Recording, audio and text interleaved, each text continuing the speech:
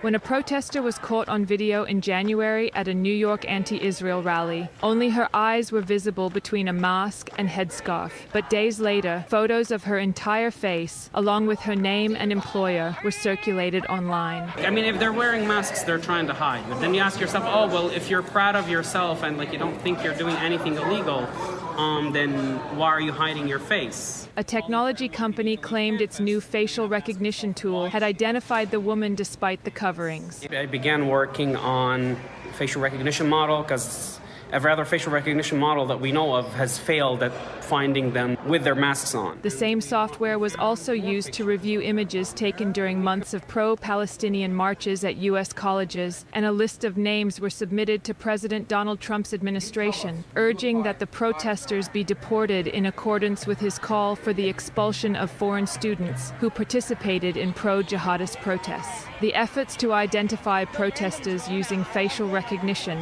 has stirred anxiety among foreign students, worried that activism could jeopardize their legal status. I am nervous for my peers who are protesting, but to be honest, I also think it's really pathetic. It's really pathetic that someone thinks that they have to take on this vigilante role of exposing people. So I think at the end of the day, these are just scare tactics in order to get people to stop talking about Palestine, and that will never happen. Since the arrest of Mahmoud Khalil, a Columbia University student who helped lead demonstrations, concern about the pursuit of activists has risen. I suddenly feel like we're being forced to think about our survival.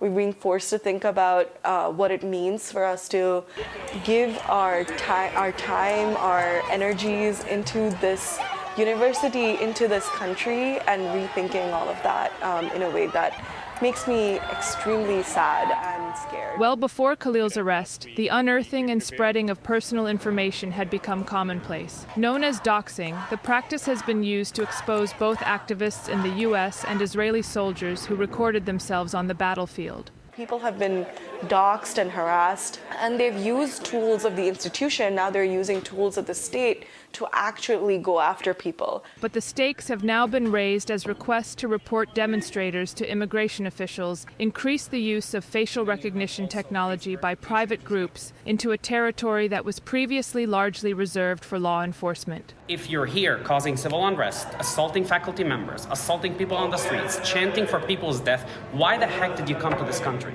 Foreigners, I think they should be deported if they participate in acts of violence.